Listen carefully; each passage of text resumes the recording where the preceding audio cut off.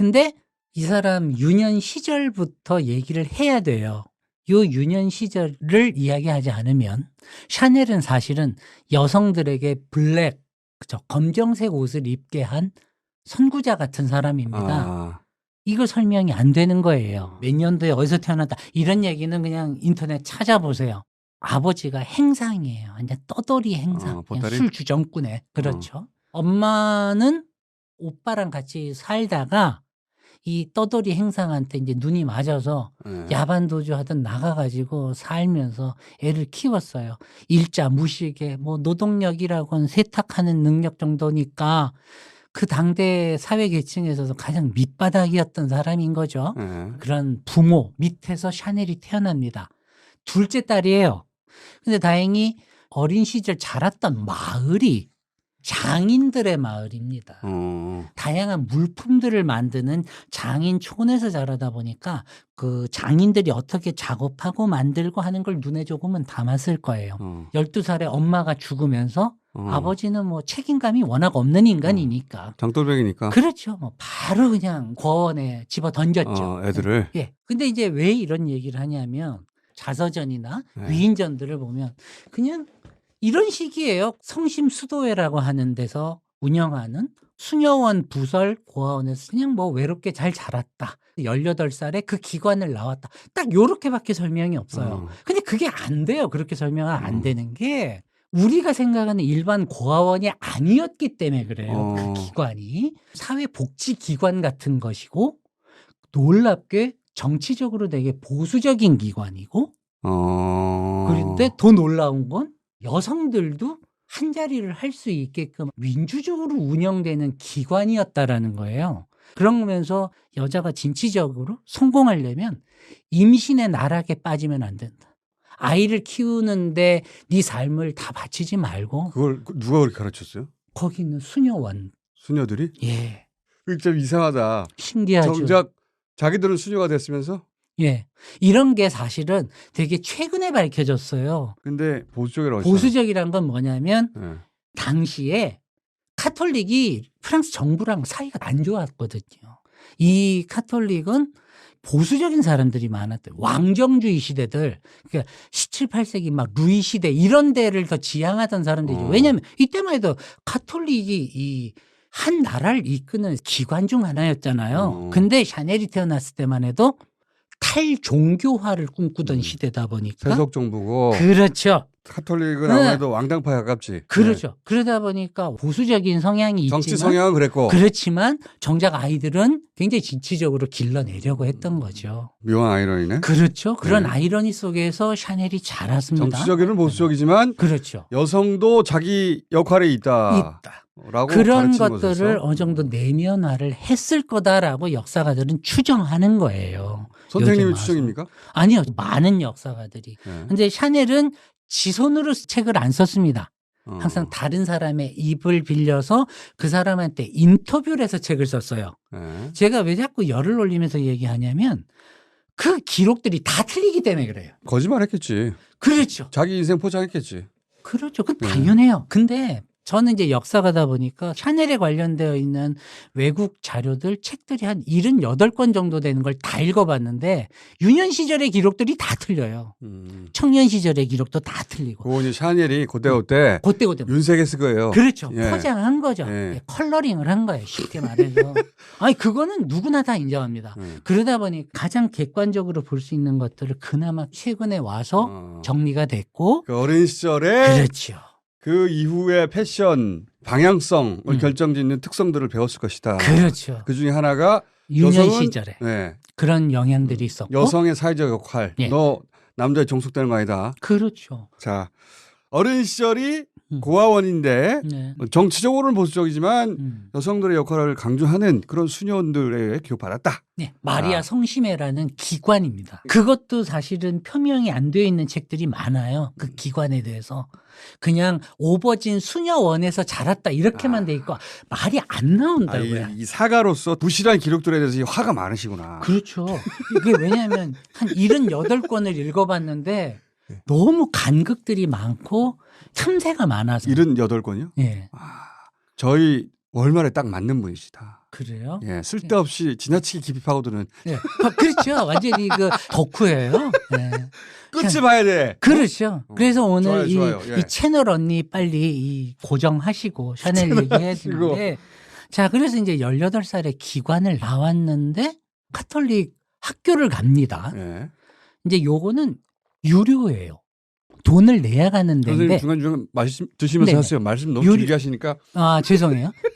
죄송한 게 아니라 목이 마르실까 봐. 괜찮습니다. 예. 샤넬 얘기할 먹으면 때는 해도 항상 되거든요? 열이 네. 막 나가지고 막 네. 힘이 막 나요. 여기 뭐 먹으면서 해도 돼요. 네네네. 예. 근데 이제 빵 좀 드려라. 아직 당 안 떨어졌으니까 괜찮습니다. 자, 그런데 이것도 기록이 틀려요. 많은 책들이 18살 나와서 가수가 됐다 이렇게 나와요. 그렇지 않습니다.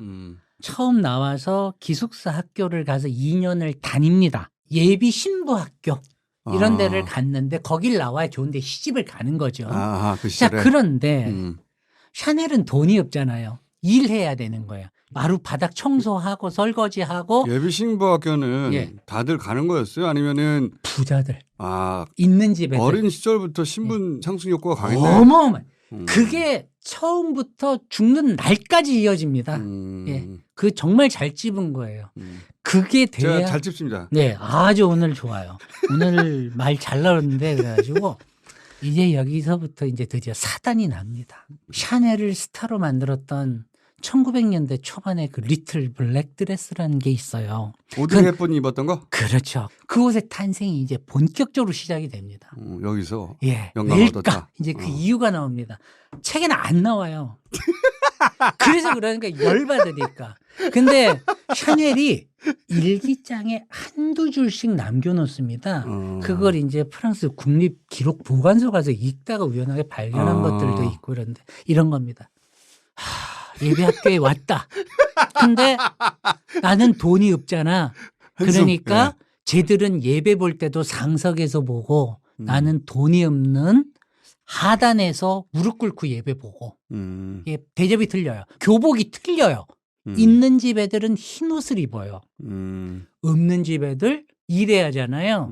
노가다 띄워줘야 되니까 검은색 한여복을 입힙니다. 이게 똑같은 예비 숙녀학교라고 하지만 너무 달라요. 나는 금수저, 너 따위 흙수저. 이게 어려서부터 너무 가슴 속에 뼈저리게 느꼈던 겁니다. 아니 그러니까 이게 예. 블랙 미니드레스는 복수네 복수. 그렇죠. 맞아요. 오, 그거 읽혀지시네요. 샤넬이 그 얘기를 합니다. 내가 리틀 블랙 드레스를 만든 것은 내가 하녀처럼 활동하던 시절의 옷을 모든 세상 여자들에게 입힘으로써 그 시절의 울분을 나는 풀 수 그런 말 있었다라고 했어요? 씁니다. 네. 그건 고백을 합니다. 그러니까 사람이라는 게 네. 대부분 비슷해요. 그 트라우마를 그런 식으로 복수를 했던 복수구나. 것 같아요. 신분 시절. 상승 욕구 복수 키워드 2개. 그렇죠. 그 시절에 그러면서 이제 사이드 잡을 뛰는데 구워서 자랐으니 사랑받고 싶고 관심받고 싶고 신분 상승하고 싶고 자기 재능에 비해서 대우 못 그럼요. 받는다고 생각했겠지. 그러다 보니 꿈꾸는 게 뭐겠어요? 연예인. 한 방에. 예. 그러니까 가수 되고 싶었던 거예요. 그래서 그 물냉이라는 지역인데 물냉이라는 곳이 물렁하지는 않았어요. 그 지역이 어떤 곳이었냐면 굉장히 그 이제 우리로 치면 종마 지역. 선생님 네. 너무 아재 개그 아닙니까? 아니, 아재 개그에서 죄송한데 하여튼 그래요. 좀 이해하세요. 이제 연배가 나오잖아요. 아재 개그를 이렇게 썰렁하게 한다는 게. 하여튼 그 중요한 핵심 스테이 포커스 좀 합시다. 그래가지고 그래 보니까 이 물냉에서 첫 번째 남자를 만나요. 아 중요하지 남자. 첫 번째 남자, 두 번째 남자. 요 두 사람이 인생에서 제일 중요한 20대 기 때문에. 초반이죠. 그렇죠.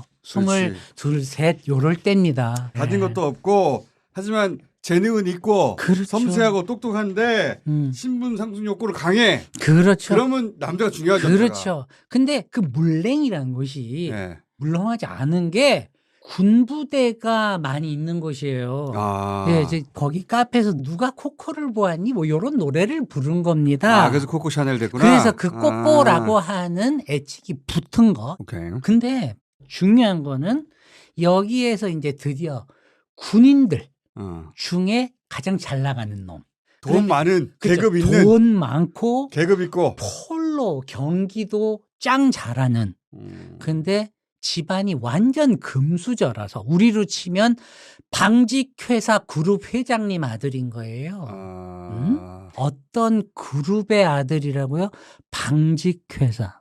그 남자가 사는 성에 오라고 초대를 하죠. 그러면서 그때부터 같이 살아요. 운동 잘해요. 얼굴도 돼요. 키도 커. 돈 많아. 귀족이야. 귀족이죠. 남자를 도구로 썼어. 그렇죠. 도구로 썼죠. 근데 저는 이제 개인적으로 샤넬 되게 아끼기 때문에 그 사람에 대한 삶을 읽으면서 느낀 거는 그렇죠. 도구로 썼죠.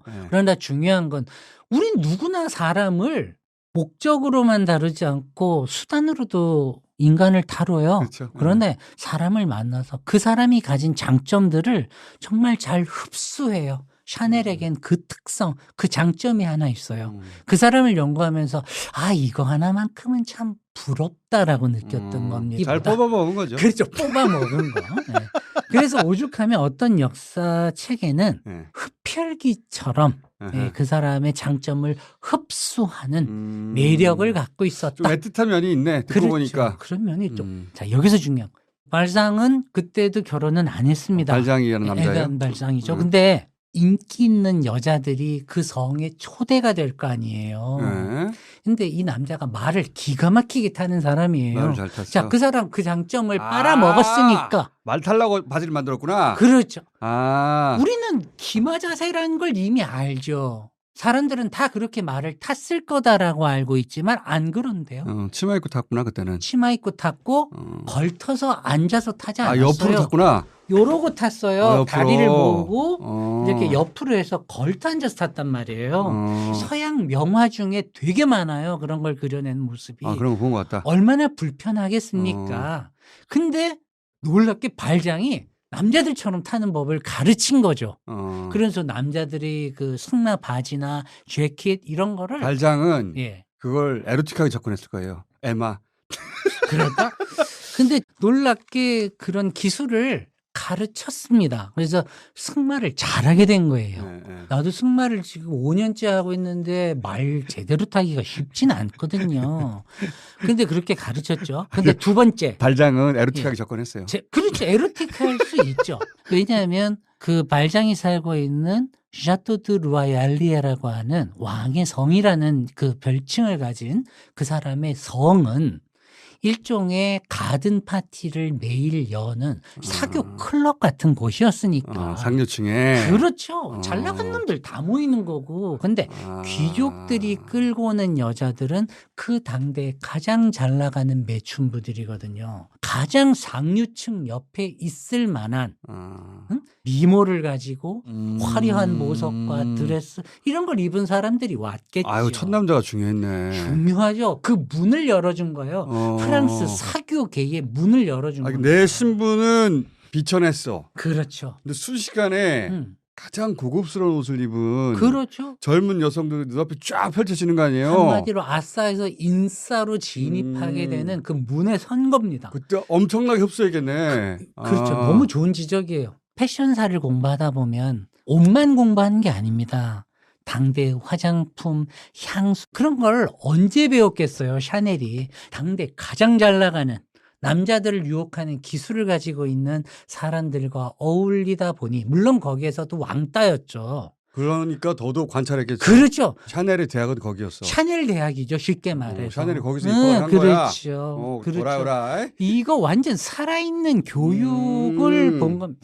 저렇게 하면 남자들이 가는구나. 그래요. 좀 근사하게 얘기하면 남자들을 매혹하는. 자, 그러는 과정 속에 승마를 배우고 남자친구의 옷장을 빌려서 입어본 거죠. 샤넬은요, 몸이 되게 호리호리했어요. 현대선 샤넬의 몸이 먹히는데 그 당대에서는 가슴도 되게 평평하고 엉덩이도 되게 작고 삐썩 마르고 그러다 보니까 그 당시 여자들은 관능적이고 육감적인 몸을 가져야 인기를 끄는데 아닌 거라. 자, 좋아요. 자, 그럼 샤넬 점점 이해가 되고 있어요. 그런 거죠. 자, 이런 게 돼야 그 사람의 옷의 탄생이 이제 읽혀지는 겁니다. 그래서 샤넬은 그 여자들을 또 따라하지는 않습니다. 따라해서는 안 되죠. 본인이 거기 갈 수 없다는 걸 안 알죠. 돼요. 몸매도 일단 안 되고. 출신도 그렇고. 이럴 땐 어떻게 하느냐. 아웃사이더들이 인싸를 이기는 가장 강력한 방법은 그들이 가지지 못한 거를 어필하는 걸 텐데 그러다 보니 재킷 입고 댕기고 바지 입고 막 밀짚 모자 쓰고 댕기고. 근데 그 말씀도 이해가 되는데 동시에 샤넬의 20대 초반에 강렬한 결핍을 생각해 보면 첫 번째는 신분 상승 욕구잖아요. 네네. 그리고 눈앞에 펼쳐진 카피할 걸 찾을 거 아닙니까? 그렇죠. 그 클래스로 가고 싶으니까. 뭐 바지를 처음 입었다든가 그러면서 뭐 샤넬이 페미니스트다. 여성을 코르셋으로부터 해방시킨 이런 가장 대표적인 개소리죠. 네. 제가 그 말 하려고 그랬는데 예. 듣다 보니까 예. 이 여성은 페미니즘에 관심을 가질 이유가 없어요. 샤넬은 고안에서 잘하고 혼자 힘으로 살아남아야 하는 정글 속에 있잖아요. 강력한 신분 상승 욕구가 있어. 남자 옷은 저는 어떻게 이해되냐면 권력을 추구하는 거죠. 서러게이트라고 하죠. 영어로 왜 흔히 의제 남성이 되고 그렇죠. 싶어 하는 거죠. 남성의 복장, 남성이 가지고 있는 권력을 추구한 거예요, 보니까. 그렇죠. 그런 면이 있죠. 아까 뭐 신체적 컴플렉스를 커버하려고 하는 것도 있겠지만 그게 딱 맞았네. 그렇죠. 아, 이해가. 자, 이제 됐죠. 이해가. 이런 게 읽혀져야만 그 옷들의 진짜 진가를 아는 겁니다. 여성을 해방시키려고 하는 게 아니에요. 그건 너무 좀 네, 나중에 갖다 붙인 거고. 평면적인 얘기예요, 사실은. 아니, 보니까 자기 앞가림이 바쁜 사람이야, 이 사람은. 그렇죠. 근데 발장이 참 고마운 거는 후원을 해줍니다, 많이. 다른 여친들한테는 파리에 있는 아파르망 아파트에서 그냥 머물게만 해줬는데 아파르망을 아예 통째로 빌려주고 그걸 모자 가게를 또 낼 수 있게끔 해줬거든요. 근데 이제 이 책에 잘 안 나오는 얘기인데 이 에덴 발장하고 깨지게 됐던 가장 큰 계기가